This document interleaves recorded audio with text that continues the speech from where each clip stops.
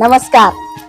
कारले पाहून तोंड वाकडं करू नका. कारले अजिबात कडू लागणार नाही, कारण आपण करणार आहोत अगदी गावरान पद्धतीने काळ्या मसाल्यातले कारले, ते पण भरून. चला तर मग रेसिपी सुरू करूया. काय सांगू राणी मला गाव सुटना, कसं सांगू राणी मला गाव सुटना.